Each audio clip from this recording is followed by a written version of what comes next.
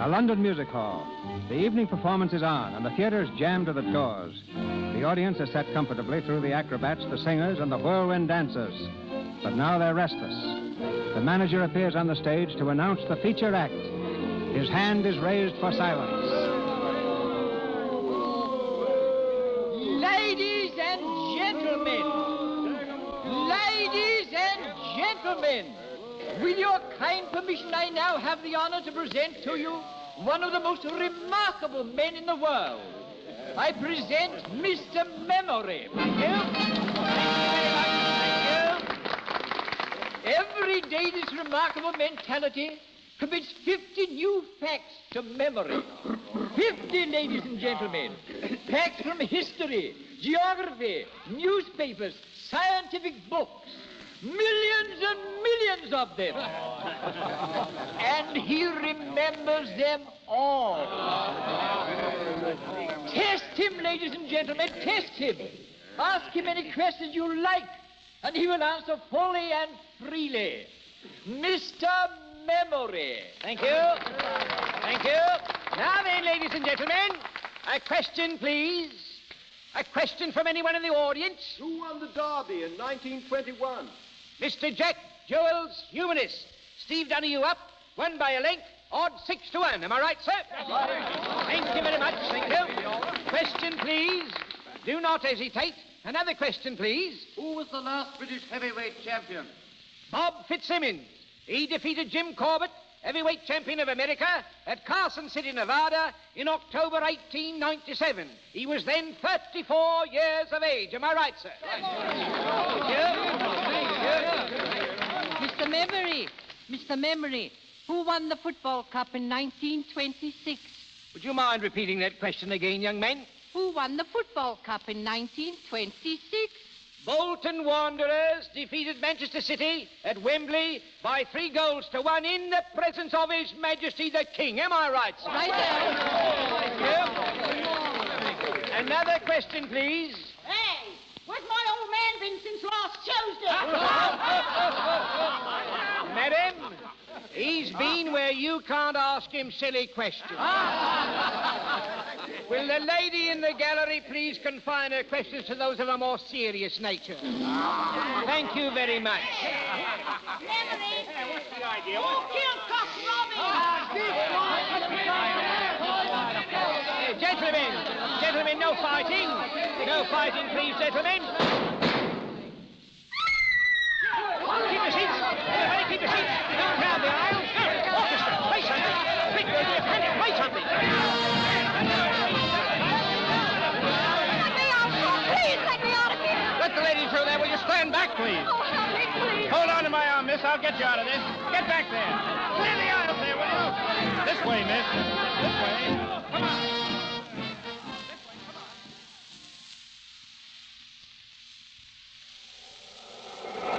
There you are, miss. Take a good deep breath. Oh, thank you. You all right? Yes, sir. I had to get out of that theater, that's all. A lot of people had that idea. Oh, it wasn't the panic that frightened me. It was something else. I'm afraid I don't understand. I'm in terrible trouble. Will you help me? Trouble? What kind of trouble? I can't tell you here. Can we go someplace and talk? Well, my flat is nearby. Oh, let's go there. But hurry, please.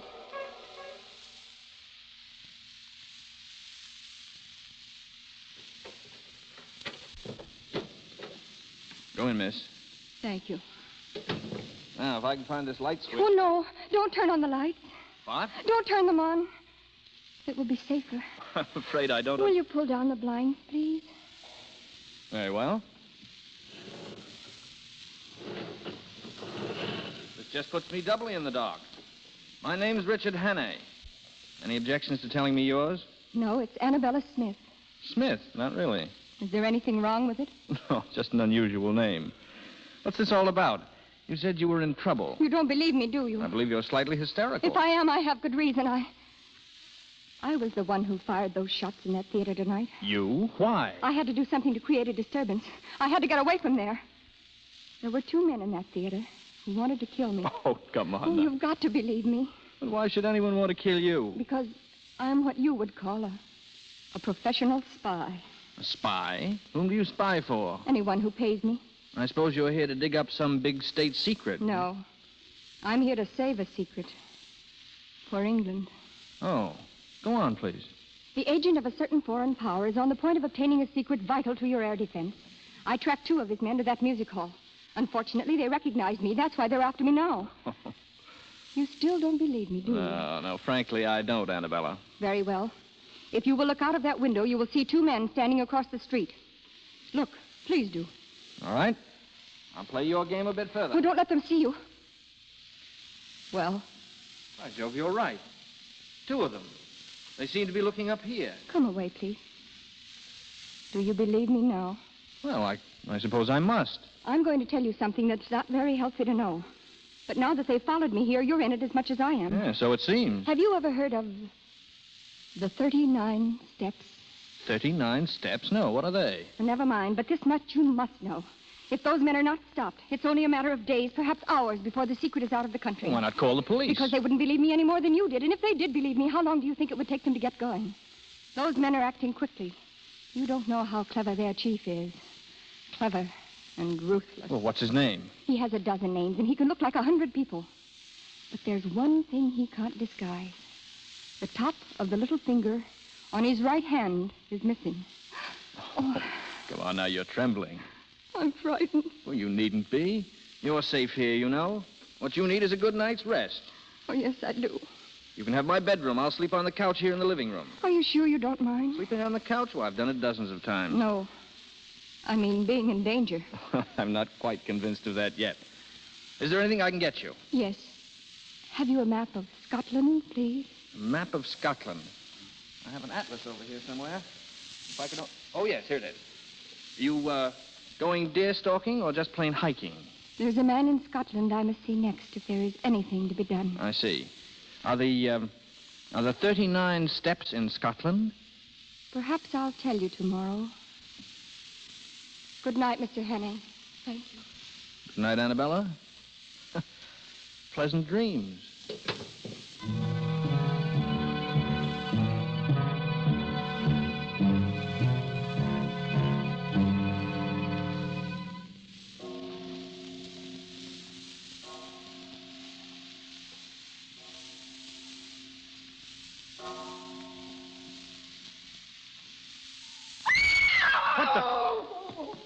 Annabella. Annabella, was that you? Annabella, open that door. Will you open that door, or do I have to break it down? Annabella, where are you? Oh, Here, look at me. What's happened? What's the matter? They came through the window. One of them had a knife. Knife? Oh, don't touch me. But you're hurt. You're bleeding. Here, I'll call a doctor. Oh, no, it's no use. Listen. You've got to stop those men.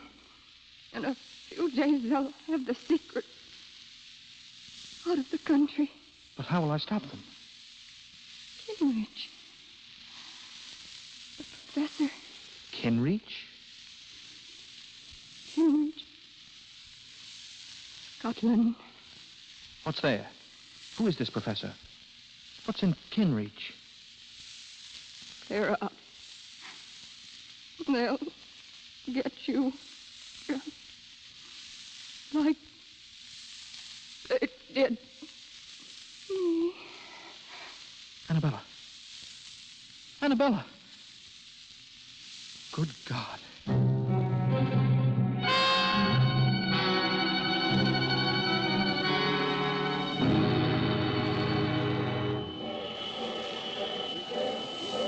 Aberdeen Express, Edinburgh, Kirkcaldy, Dundee, Aberdeen Express. Ticket to Kinrich, please. One, sir? Yes, one. Hurry, please. One to Kinreach, Scotland. Here you are, sir.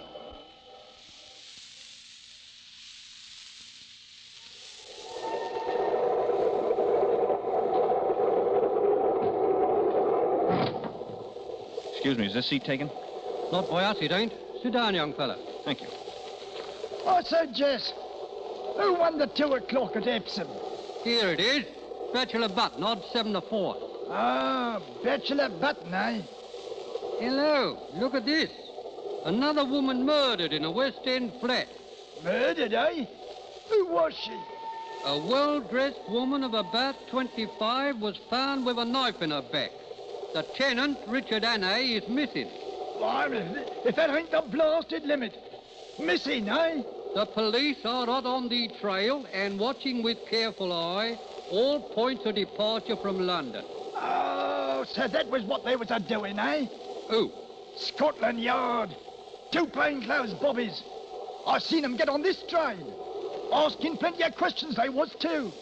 Look here. Here's a picture of that Hannay chap. Let's have a squint at him. Rum-looking lot, ain't he? Excuse me. Here, young fella, where you going? Don't you like that seat? Oh, thank you. I just remembered. In a bit of a hurry, wasn't he? He was that.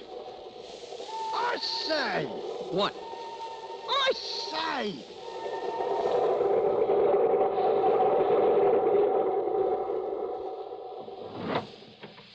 Oh, I beg your pardon. This is a private compartment. Oh, is it?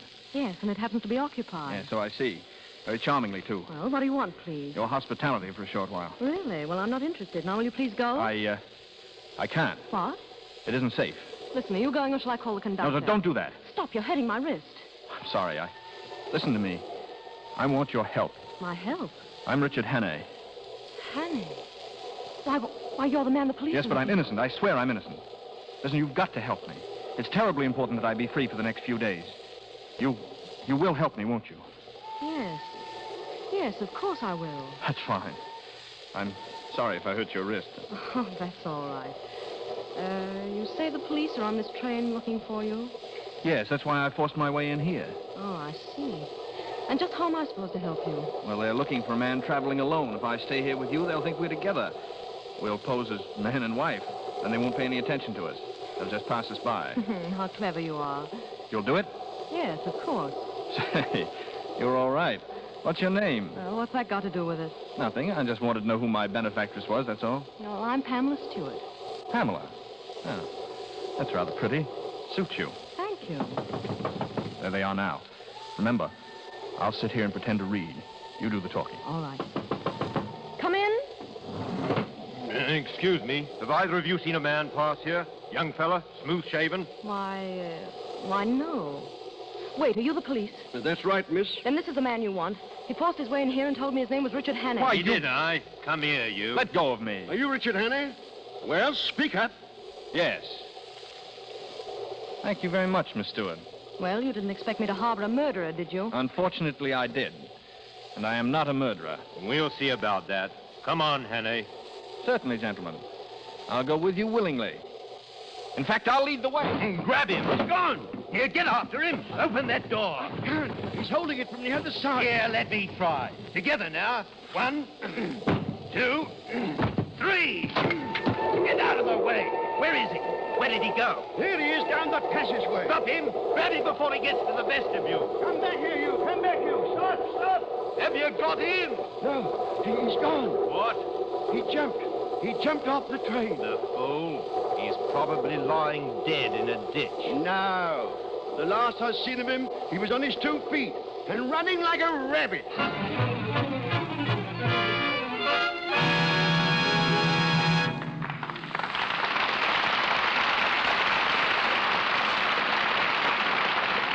During our first intermission, and while waiting for Act 2 of the 39 Steps, starring Robert Montgomery and Ida Lupino, we'd like you to go with us to one of the millions of homes where Christmas secrets are in the air and listen in on a very interesting conversation.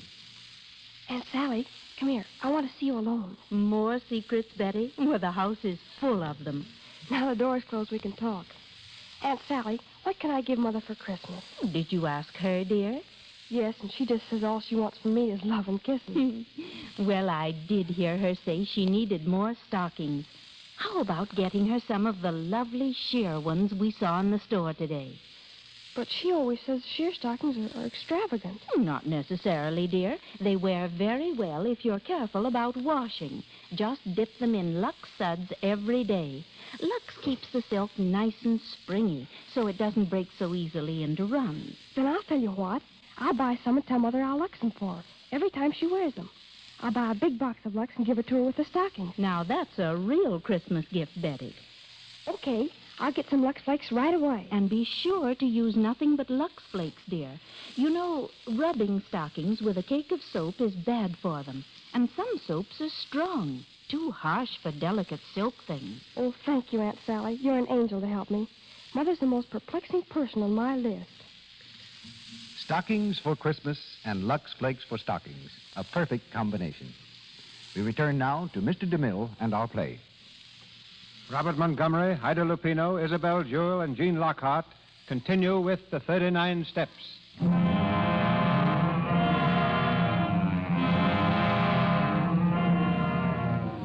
2 days have passed, and Richard Hannay, wanted for a murder he did not commit, is still at large. Determined to discover the secret of the 39 Steps, he's made his way to Scotland. The driver of a donkey cart has given him a lift, and he's now on the last leg of the journey, the outskirts of the village of Kinreach. Are you going to stay long in Kinreach, laddie? Well, it all depends.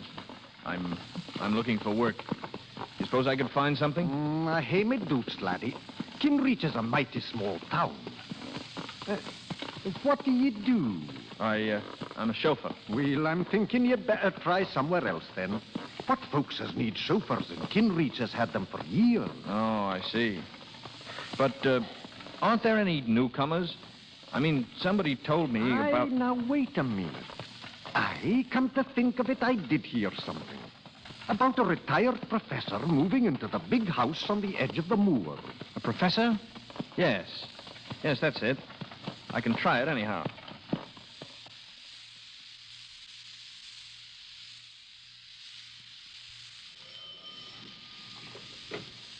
Yes, sir?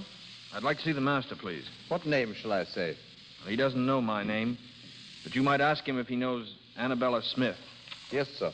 Will you mind waiting in the... Is there someone for me, George? Oh, yes, Professor. How do you do? How do you do? My name is Hammond. I've come from London. From Annabella Smith. Oh. Well, do come in, please. You must be tired. We can talk in the library. My daughter's having an engagement party. I'd rather not disturb her. Yes, of course. Go right in, please. Thank you.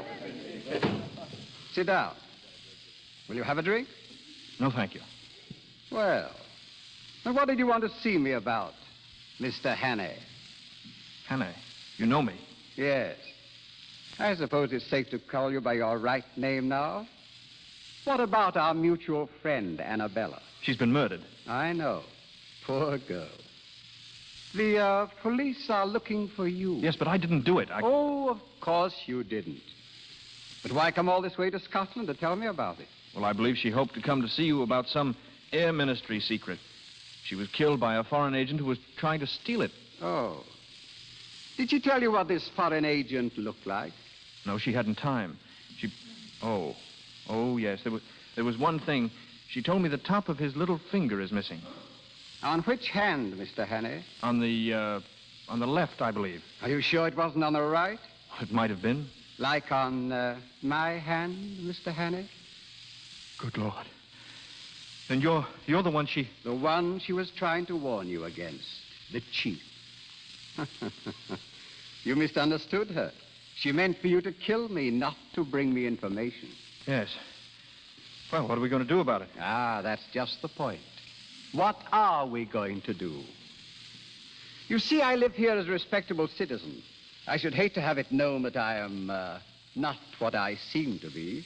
You understand my position. Oh, yes, quite. What makes it doubly important that I shouldn't let you go is that I'm just about to transfer some very vital information out of the country. What? Oh, yes. I've got it already. I'm afraid poor Annabella would have been too late in any case. Well, that's that, I suppose. Yes. Well, what about it, Mr. Hannay? What about what? Yourself. It seems to me there's only one way out. And what's that? I've a small revolver here. Pretty little thing, isn't it? Supposing I left you alone with this.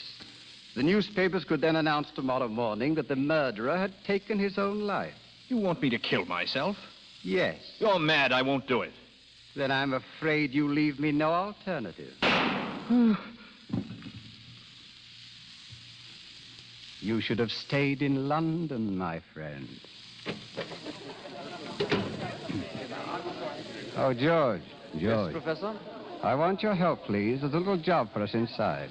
Hannay? Yes. We'll carry him to the garage. When it gets dark, we can drop him off on the road somewhere. Yes, sir. Come in. Where is he, sir? Behind that table. Here, sir? Yes. Pick him up and... I'm sorry, sir, but there's no one here. What? Well, you can see for yourself. But I shot him. The body was lying there on the floor. The body, sir? Seems to have disappeared.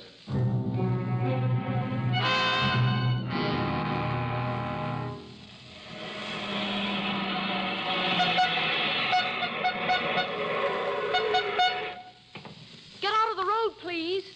What do you mean by standing in front of my car? You might have been killed. Sorry, lady. I just wanted a lift. Would you mind... Well, Miss Stewart, how do you do? You? Well, what are you doing Richard here? Hannay is my name. I believe we've met. On a train, wasn't it? Yes, I think so. Yes. If I remember correctly, you handed me over to the police. You did, didn't you? Oh, get away from me. No, don't worry. I don't hold it against you, really. Well, that's very kind of you. Yes, isn't it? What are you doing in Kinreach? I live here. It's a charming place, isn't it? You know where the local police station is? Oh, of course I do. Will you take me there? What? The police station, in a hurry, please. Certainly.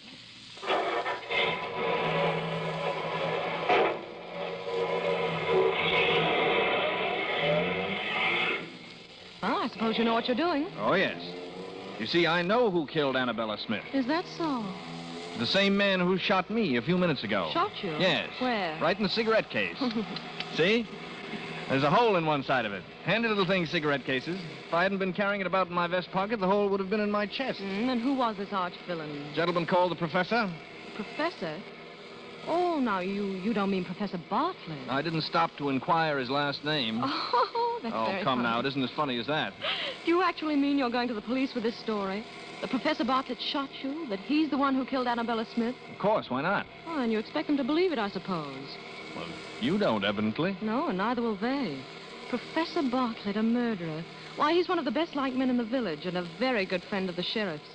I'm sure the sheriff will be interested in your story, Mr. Hannay. Yes, I see your point. Hadn't occurred to me that...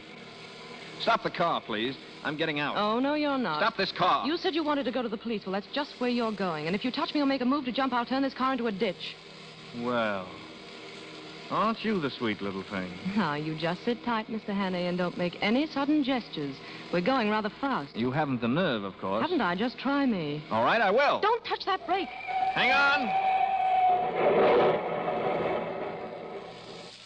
Where are you? You all right? Quite all right, thank you. You little fool, we might have been killed. Hello there! There's someone coming. Keep down. Let go of me. Hello! Shut up. Over here, Richard Hannay! Why, you... Richard! There we are. Grab that man. All right, Hannay, we've got you. And don't try any funny business. Stand up. Yes, of course. Are you the police? We've been looking for you, honey. Put the bracelets on him, Joe. Right you are. Put out your hand. There we are. Now put out the other one on the girl. Here, what are you doing? We are handcuffing you to your friend here. Any objections? Now see what you've done. Oh, shut up. Listen, you can't do this. I don't even know this man. You ride around the country with him in a car, but you don't know him. Of course you don't. Yes, but I'm telling you, Keep I your don't. mouth shut. All right, Joe. Take him to our car. It's a good day's work for us. Will you please move over? You talking to me? Yes, I am. Very well. Ow, my wrist. Well, you asked me to move, and if I move, you move with me. It's a scientific fact that when two people are handcuffed together... Officer, must I be chained to this man? Aye, you must. And keep quiet about it. Wait a moment. Where are you taking us? This isn't the way to the sheriff's office. Well, we're not exactly going to the sheriff's office. Eh, Joe? Not exactly, no. Well, where are we going? Well, it's the real head we are going to see. The sheriff principal. Eh, Joe? Aye, the sheriff principal. I don't understand. Would you like to have a small bet with me, Pamela Stewart? Now, what do you mean? I'll bet you 100 to 1 that the man they call the sheriff principal has the top joint of his little finger missing. Am I right, gentlemen? You shut your mouth, young fellow, or I'll shut it for you. For good. You see, Pamela? I win. They're taking us to your old friend, the professor. Charming gentleman, the professor. Best liked man in the village and a personal friend. Oh, be quiet, will you? What are we stopping for? Sheep. A whole flock of them across the road. Well, blow your horn. Maybe that'll scare them. Stubborn beast, they won't move an inch. Well, come on. We'll have to get out and shoo them off. Here, get on there, Shoo. Get on there. Go on, go on. Get you to the way. Go on. Now's our chance. We'll make a run for it. Run? How can we? Come on, when I say jump, jump and run for your life. Yes, but they'll catch us. Go on, jump. Hey, look, they're getting away. Stand where you are. There they go. Give it to him. They're shooting. Won't Come on, you little fool, run for it.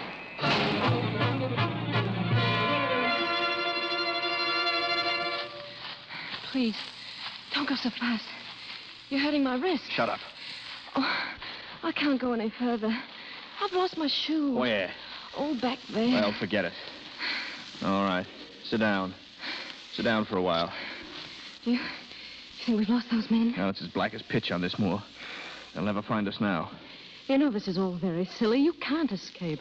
What chance have you got handcuffed to me? Keep that question for your husband when you get one. Meanwhile, I'll admit that you're the white man's burden. Oh, yes, I know, and I can't tell you how it comforts me. Oh, why don't you give yourself up? To whom? Oh, give yourself up to Scotland Yard. Thank you, but it's a little impractical at the moment. Listen to me. I told you the truth on the train, and I'm telling it to you now. There's a dangerous conspiracy against this country, and I'm the only man who can stop it. Ha-ha, I don't believe you. All right, very well, then. I'm just a plain, common murderer who stabbed an innocent, defenseless woman in the back in Portland Place, London. I don't know how innocent you may be, but you're a woman, you're defenseless, and you're alone on a desolate moor in the dark. And you're manacled to a murderer who would stop at nothing to get you off his hands. If that's the story you prefer, have it, my lovely, and welcome. Well, I'm not afraid of you. Why not? For all you know, I murdered a woman. You listen to a bit of advice. From now on, you do everything I tell you to do, and do it quickly. Oh, you wretched boy. I admire your pluck, but you keep a civil tongue in your head. Otherwise, I might feel the next killing was a bit overdue. All right, on your feet now. Well, where are we going? I see some lights over that way. We'll do a little investigating. Well, I won't go. I'm going to stay right here. Pamela, are you forgetting I murdered a woman? Well? Don't you strike me. I'll go.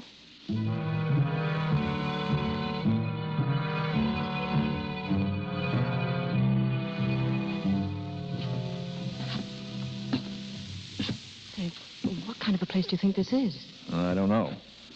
Looks like an inn. Now, remember what I said.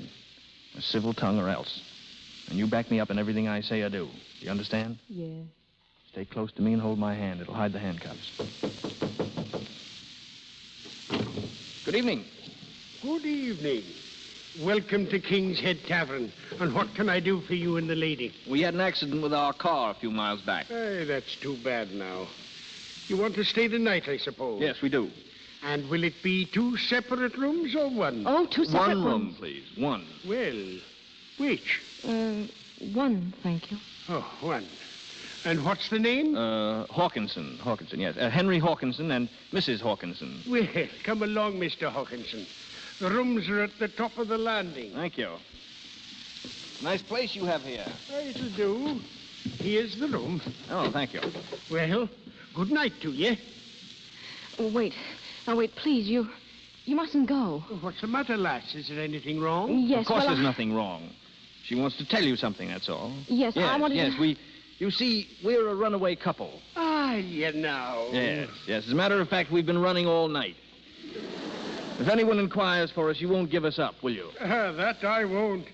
I was young myself once. Good night. Good night. Good night. Good night. Inside, Pamela. Of all the outrageous things. Listen, you don't think I'm going to spend the night in this room with you? Personally, I don't see how you can help yourself. Stop jerking my arm. I'm so sorry. I want to take my shoes off. My feet are tired. You better stand here by the fire and get warm. You'll be catching cold. And if I did... Stand by the fire. Don't yell at me like that. I didn't ask to come with you. And I didn't invite you. But here we are. Well, aren't you afraid the men will find us? I'm not thinking of that so much. There's some way to get out of these handcuffs. Oh, I have a nail file in my pocket. Maybe that'll help. That would be dandy. If you file 24 hours a day, 10 years from now, we might be free. Imagine, tied to you for 10 years. It's a horrible thought. I've had enough of your insults. I'm going to tell the innkeeper the whole story. You want me to hang for a murder I didn't commit? As long as you hang, I don't care whether you committed it or not. What a bloodthirsty creature you are. Haven't you any pity? No. Ow! What are you up to now? I'm merely trying to file the handcuffs. Well, don't jab me in the wrist that way. I don't like it. I'm sorry. You're going about it in a very amateurish fashion anyway. I can see you know nothing about filing handcuffs. I'm sure you do. Tell me, how did you stop being a criminal? So you want the story of my life. It's really very interesting. Oh, I'm sure it is. I was born a poor orphan boy. From the beginning, I hadn't a chance. Ouch! I'm sorry it slipped. Accidentally? Accidentally. Go on, please. I started by pilfering pennies out of other children's lockers at school. And a little pocket picking and car pinching. And at last, my efforts were rewarded, and I graduated into straight burglary. With diploma? With diploma. Oh. I killed my first man when I was 19. It scared me at first, but I soon got hardened to it. Lady, you wouldn't believe me if I told you.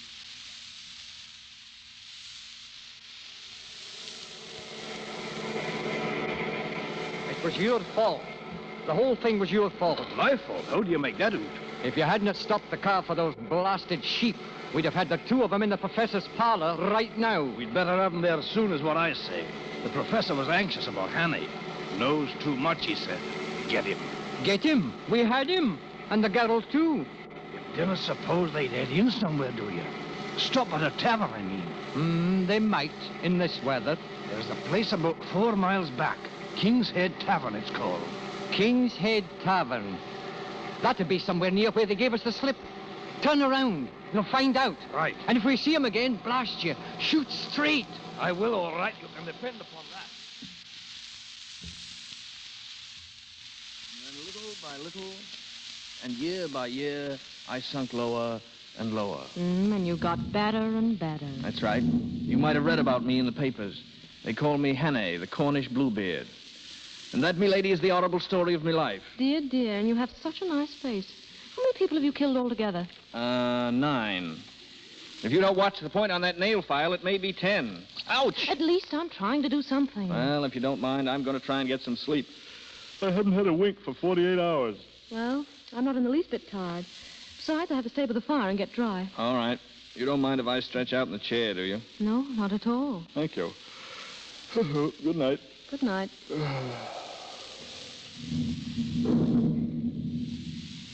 I don't see how you can sleep at a time like this. I said I don't see how you can sleep at a time like this. I'm hardened to it.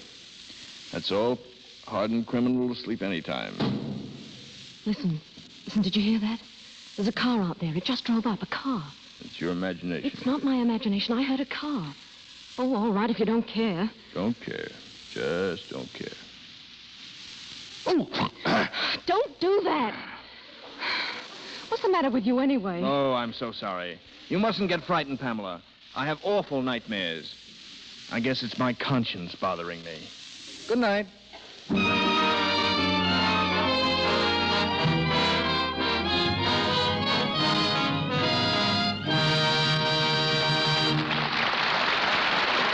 pause for station identification. This is the Columbia Broadcasting System.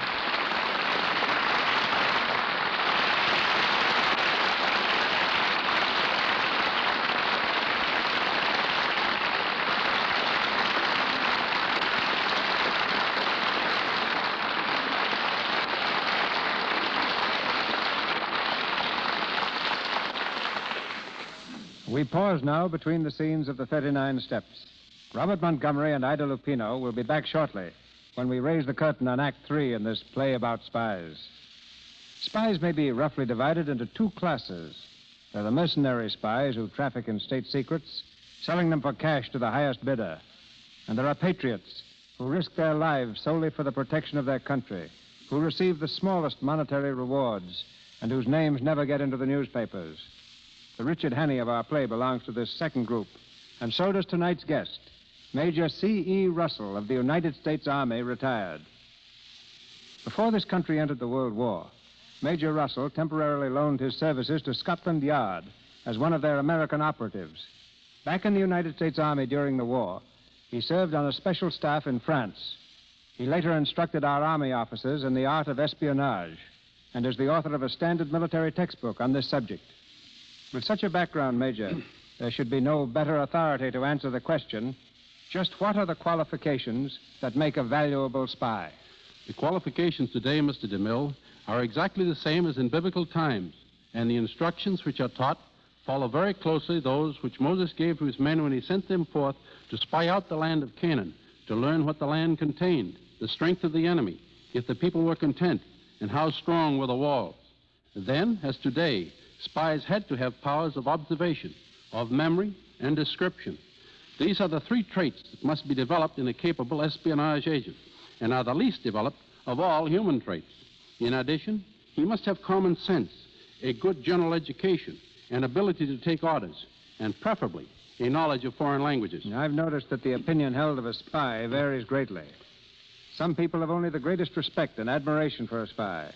Others consider them vicious, double-dealing scoundrels who stop at nothing to attain their end. How well do I know that? But I think these people would change their minds if they only realized that spies are one of the greatest forces for world peace. I am, of course, referring to patriotic spies, not mercenaries.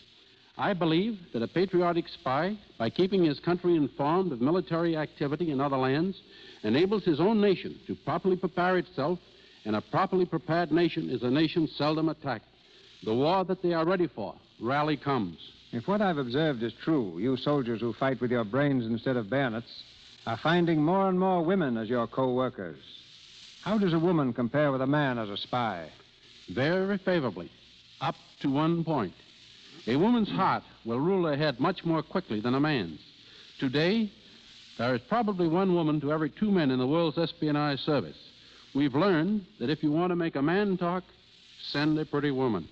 And when we want to make a woman talk, we make her jealous. Both theories work amazingly well. It would appear to me that spying is one activity which provides little or no room for modernization. Along with qualifications, I presume that methods have changed little since the days of Moses. That's very true, Mr. DeMille. They remain essentially unchanged, but there have been radical technical changes in carrying out those essentials. For instance, there's a machine recently developed in this country so delicate and so accurate that it can etch an invisible secret message on a surface no larger than a grain of corn. Or, to employ a commodity with which perhaps you're more familiar, it could etch the map of an entire country on a single Lux flake. And that's probably the finest, thinnest, and most fragile thing I can think of for the moment. Now, I know that you can read through a flake of Lux, Major. It's actually only 2/1,000th of an inch thick. I see. Almost as amazing as this machine I'm speaking of. Lux flakes remind me of women, and women, in turn, recall an amazing spy story I encountered during the World War. It concerns a Swiss opera singer who volunteered in the French Red Cross as an entertainer. For 2 years, she made periodic visits to a home in Switzerland, each time using the same route over the French border. One day, she started to cross and found a new officer in charge.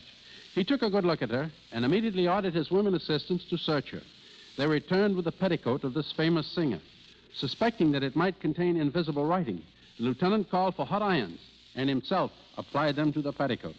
The heat revealed what had been invisibly written in lemon juice, the complete working drawings of a new French war tank. The reason the lieutenant had suspected Madame was that before the war, he had been a style designer in Paris. One of the first things he observed about the singer was that while she was dressed in the height of fashion, she wore a starched petticoat, and starched petticoats had been out of style for 10 years. And to me, one of the truest utterances of the great French General Marshal Foch was his statement to a group of his espionage agents. You will die 1,000 deaths, he told them, before oblivion comes, while the man in the trenches dies but once. And no better example can be found, Mr. DeMille, than that patriot of Revolutionary War, John Honeyman. Too old to carry arms, he became a confidential spy at Washington's urgent request and posed as a Tory. Despised by his wife and family, ostracized by his friends, he became a cattle buyer for the British Army. American soldiers were ordered to shoot him on sight, but John Honeyman kept his promise never to disclose his real identity.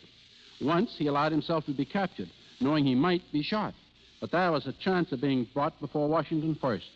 This fortunately happened, and Honeyman was able to disclose to Washington how some of his own men were on the verge of assassinating him by placing poison in the general's food. And it was John Honeyman who, on Christmas Eve, crossed the Delaware alone, entered Trenton, discovered the condition of the Hessian troops, and reported back to Washington on the other side.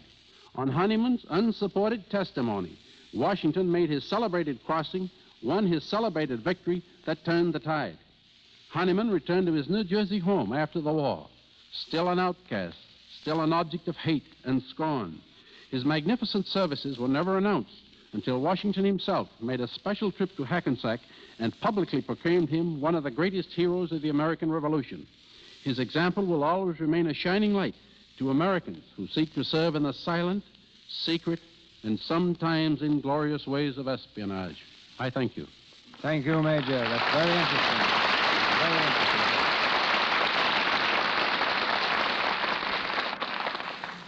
Once again, the 39 Steps, starring Robert Montgomery and Ida Lupino, with Isabel Jewell and Gene Lockhart.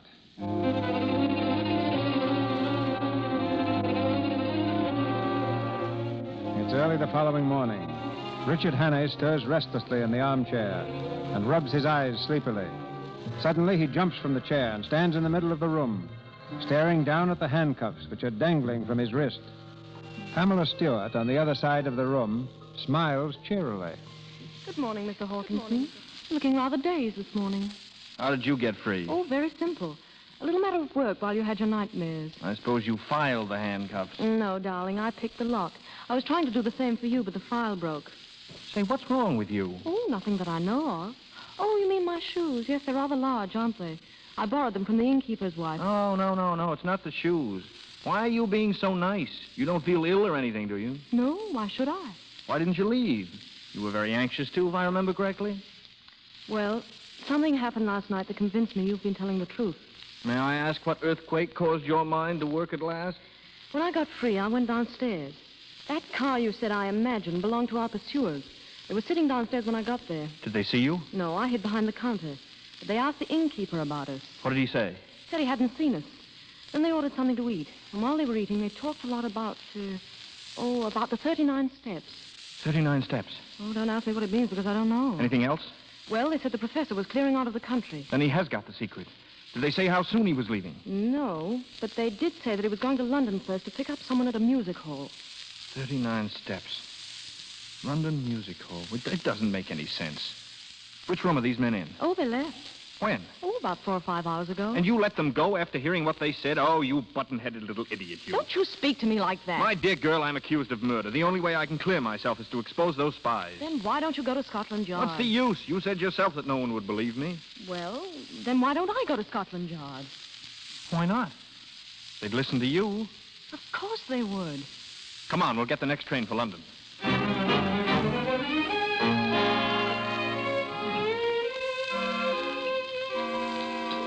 You wish to order now, sir? No, thank you. I'm waiting for someone. I beg your pardon, sir. Your face looks familiar. Are you in the cinema? No, I'm not. Bring me a bottle of ale, will you? Very good, sir. Oh, make that 2, please. Yes, miss. Pamela, sit down. Did you think I was never coming? Not exactly, but I was getting nervous waiting. Well, what happened? Did you go to Scotland Yard? Yes. Well? Prepare yourself for a shock. Why? They've checked every possible channel. The Air Ministry are positive that no papers are missing that would be of any possible use to spies. But that's incredible. Are you sure? Well, that's exactly what they said. I don't know what to make of it. I think you've been tricked. Well, certainly is all very bewildering. Oh, I'm sorry, Richard. Really, I am. Look, I think you better go now. Go where? Oh, any place. Leave the country. I'll help you. You?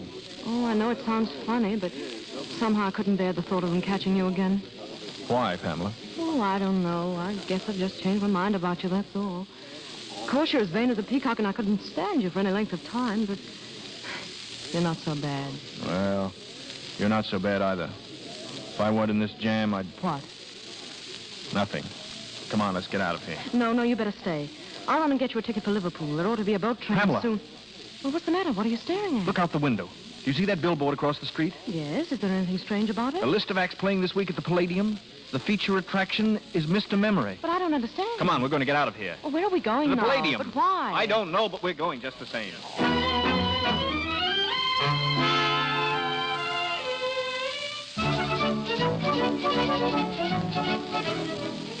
Here are your seats, sir. First 2 on the aisle.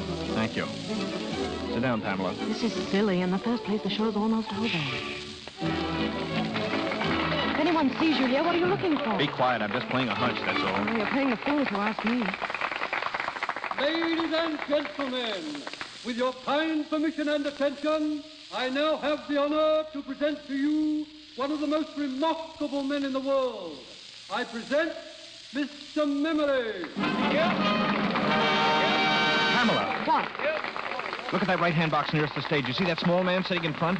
Why, yes, It's the professor himself. You better get out of here before they see you. No. Sit down. Listen. Every day he commits to memory 50 new facts, and he remembers every one of them. Facts from history, from geography, from newspapers, from scientific textbooks. Pamela, Yes, I've got it. ladies I've got it. and Don't you see the details of this Air Ministry secret have been borrowed, memorized by Mr. Memory, and then put back again before anyone could know? Why, that's it. Of course it is. Pardon me, sir, but there's a gentleman who would like to speak to you. Who, me? You, Richard Annie? Well, You're under arrest. Wait, officer. Listen, there's something here you ought to know. That'll keep, Annie. Come along to us. Yes, but you must listen to him. That man on the stage can... Come on, we don't want any excitement here. All right, I'll go quietly. Richard, you're not. Distance from Pamela. Montreal, 1,424 What's the use? miles. Am I right? Thank you. Question, please. Do not hesitate. Your question, please. Wait a minute. Mr. Memory, what are the 39 steps? Come on, answer up. What are the 39 steps? The 39 steps. The 39 steps is a secret organization headed by Professor... There's your man up there in the box. He's the one who shot him. Stop that man! Stop that man! Stop him! Stop him!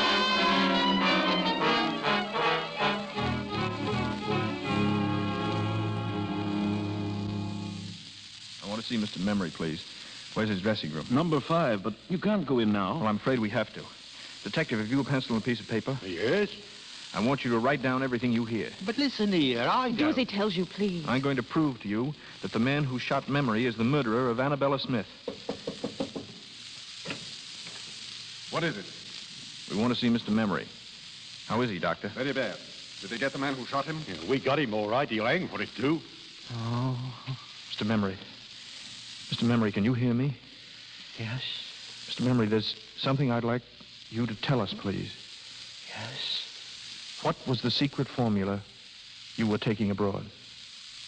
Will it be all right, my telling you? It was a big job learning it. The biggest I've ever tackled. I don't want to throw it away, sir. It will be quite all right. The first feature of the new engine is its greatly increased ratio of compression, represented by the formula 1 minus 1 over R to the power of gamma minus 1, where R represents the ratio of compression and gamma dimensions of cylinders diameter. This device renders the engine completely silent. The exhaust gases impinging on a series, entirely eliminating all sound. Am I right? Am I right, sir? That's quite right, old chap. Thank you, sir. I'm glad it's off my mind. Memory. Mr. Memory. Richard, what is it? The Air Ministry secret will never leave England.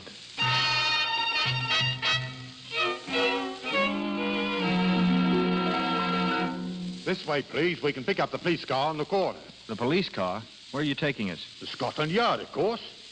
Scotland Yard? Yes, but you can't do that. You heard what that man said. He didn't kill anybody. Easy now, easy. He'll be all right. All we want is to put the story on the record. Oh, that's better. You've nothing to worry about at all. He'll be a free man in her now, Mrs. Annie. Hannay? Well, what are you talking about? Well, Mrs. I'm Hannay. sorry. I thought... That would be just fine, that would. We were together for one day, and we fought for 24 hours. 20? You were asleep 4 hours. Can you imagine what it would be like? Fight for breakfast, fight for lunch, fight for dinner. One long, drawn-out battle for the next 30 or 40 years. Oh, 30 or 40 years. Do you think we could keep it up that long? I mean, really. Well, We could try.